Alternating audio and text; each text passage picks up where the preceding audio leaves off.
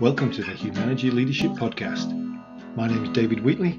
We're here to talk leadership in small, bite-sized and practical chunks. Enjoy.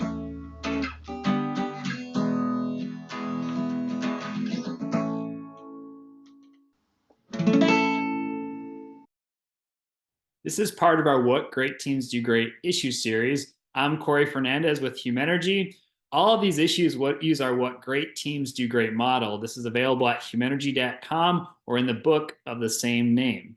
So we present an issue, and then there are suggested actions to get a team back on the path to greatness.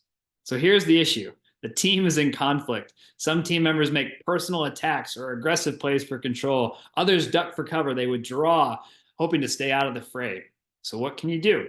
So first of all team members need to make sure they stay on the green path or get back on the green path as quickly as possible and don't get sucked into more red path behaviors. Both the green path and the red path are contagious, and I'd argue that the red path actually can be even more contagious when we start to go into that fight or flight mode and those patterns keep playing out within a team. So this applies to those directly involved and those that are on the periphery. Second, we can review why the team is a team. What are the reasons we came together in the first place? What's our charge? What's our purpose? What's our mission? What's our external reality and the things that we need to achieve together to make sure that we help our organization, our team, our individual lives, continue to move in the right direction. This is part of the setup with teams. It's really important that we anchor back on that common ground.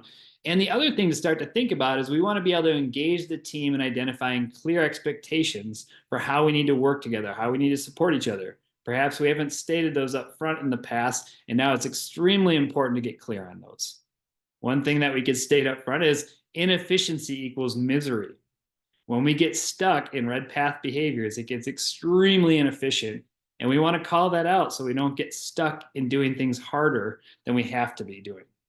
The other thing that's important is we can call out things like attack the issue, not the person. So for instance, let's just say somebody cut me off in a team meeting and they weren't even listening to what I had to say. It's one thing to attack the person and say, you were a jerk last week when you cut me off. It's another thing to say, listen, you raised your voice in the meeting last week, you got really aggressive and weren't even listening to what I had to say, you cut me off in mid-sentence. And as a result, I withdrew and I had nothing else to contribute to the meeting for the rest of our time together. Again, that's inefficient. We're not getting our best ideas on the table. That person deserves to hear that feedback. It's an attack on the issue or the behavior and not the person. Engage the team in getting buy-in and commit or recommit to the expectations that we agreed to or that we agreed to months ago when we originally came together and set up well. We should assume a positive intent as well. It may take some time to kind of re-engage and get back on the right path between the warring parties, but oftentimes people aren't trying to be difficult. They might have things going on outside of the meeting, outside of work.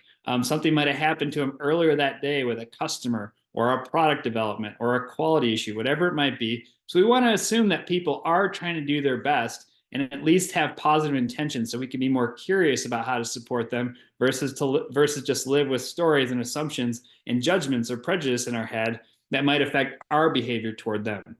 Help everyone place a value on listening to understand, and then ultimately create a plan for moving forward more productively. Perhaps that plan means we celebrate when we actually are showing the expectations or the demonstrated behaviors that are going to be productive and useful for the team going forward. And maybe we have a penalty box, something where we have to throw in some money, right? If we're guilty or when we're guilty of doing some of those red path behaviors that can put us down the wrong path. So ultimately, these are some suggestions for how to get through this sticky issue when the team is in conflict and kind of in the throes of the red path. We hope you find this extremely helpful and continue to tune in to more of these What Great Teams Do Great issues. Take care.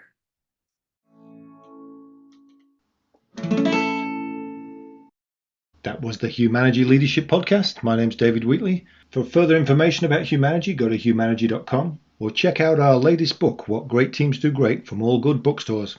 Have a good one. Stay healthy.